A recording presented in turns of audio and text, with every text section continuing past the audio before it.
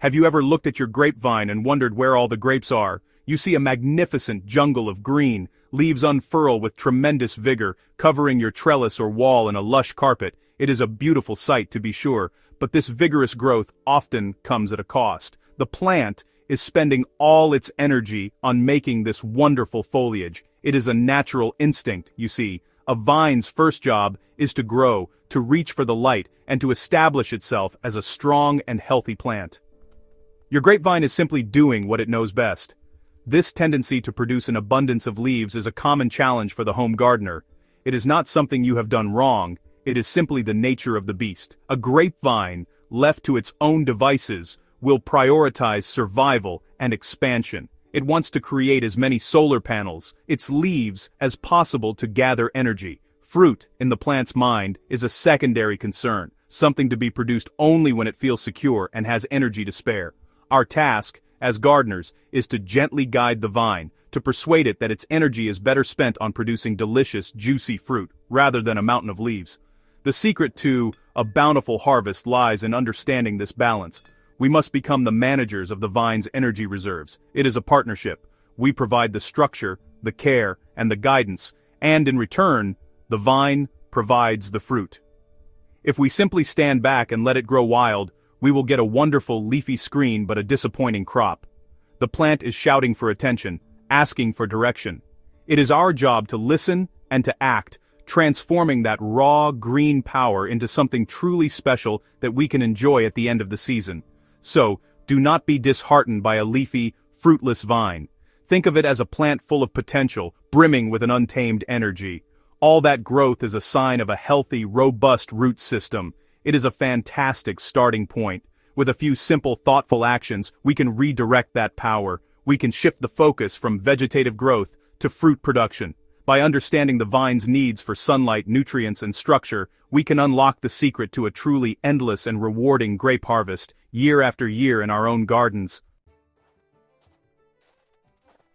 Pruning is perhaps the single most important job you will do for your grapevine. It feels dramatic, I know. Cutting back a plant that has grown so well can seem counterintuitive, but this is where the magic begins. By pruning, you are not harming the vine, you are helping it. You are making a clear statement to the plant, telling it precisely where you want it to channel its precious energy. Instead of supporting hundreds of leafy shoots, you are asking it to focus its power into a select number of fruiting canes. This is the very foundation of good grape growing. The main pruning is done in winter when the vine is dormant. This is when you establish the main framework. The goal is to select a few strong, healthy canes from the previous year's growth and remove everything else. It is a bold move, but a necessary one. Then, on these chosen canes, you must be even more disciplined. A good rule of thumb is to allow each cane to carry only about 8 to 12 buds. Each of these buds has the potential to become a new shoot that will carry grape clusters. By limiting the number of buds, you ensure the vine does not overextend itself and can ripen its fruit properly. As the growing season begins, your work with the pruners continues. The vine will inevitably try to revert to its wild ways, sending out new shoots from all over the place. Pay close attention to the base of the plant and the main trunk. These are known as suckers, and they steal valuable energy. You must remove them as soon as you see them. Likewise, you will see smaller, secondary shoots, often called laterals, growing from the main shoots. Pinching these out helps to improve air circulation and allows the plant to concentrate all its resources on the primary leaves, and most importantly, the developing fruit clusters. This act of pruning and pinching is a conversation with your plant. Each cut is a gentle instruction. You are creating a structure that allows sunlight and air to reach every part of the vine.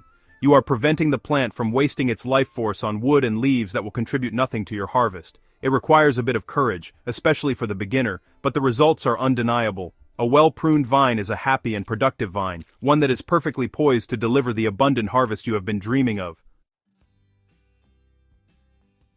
Sunlight is the engine that drives fruit production and, crucially, sweetness.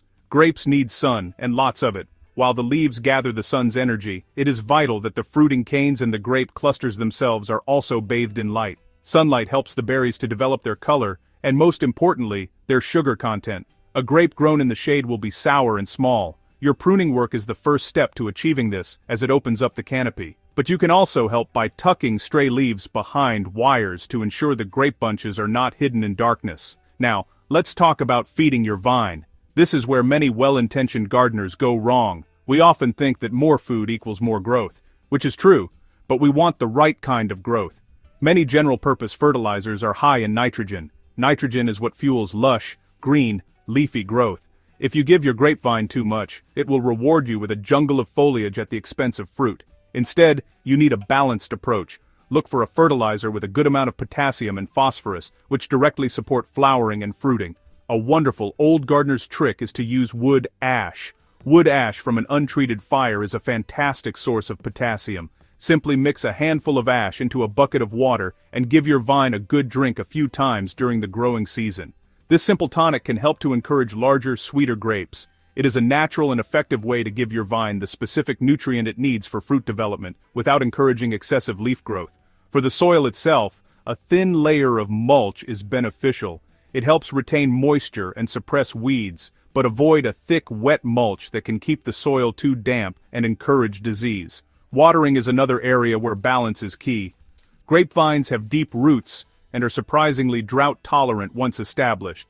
It is far better to give them a deep, thorough soaking occasionally than to water them little and often.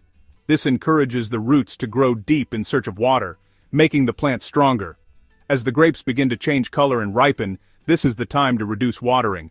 A little bit of water stress at this stage concentrates the sugars in the fruit, leading to a much more intense and delicious flavor. It is a simple adjustment that makes a world of difference. As your grapes begin to swell and ripen, your role shifts from one of major intervention to one of careful observation and fine-tuning. One of the most important tasks during this period is to ensure good air circulation around the fruit clusters. Damp, stagnant air is a breeding ground for fungal diseases like powdery mildew, which can ruin an entire crop. This is where your earlier pruning pays dividends. However, you can further improve airflow by selectively removing a few leaves that are directly shading or touching the grape bunches. Do this sparingly. The vine still needs its leaves to photosynthesize. This is also the time to be vigilant about water. As mentioned, reducing water as the fruit ripens is crucial for concentrating sugars. A vine that receives too much water late in the season will produce bloated, watery grapes that lack flavor and may even split open on the vine. Let the soil dry out a bit between waterings. Trust your vine's deep roots to find the moisture they need. This slight stress is a signal to the plant to put all its remaining energy into perfecting its fruit, preparing its seeds for the next generation. It is a natural process we can use to our advantage. Patience is a virtue that every gardener must cultivate, and this is especially true with grapes. It can be tempting to pick them at the first sign of color, but true ripeness takes time. The best way to know if they are ready is to taste one, and then taste another one from a different part of the vine a few days later. The sweetness should be undeniable.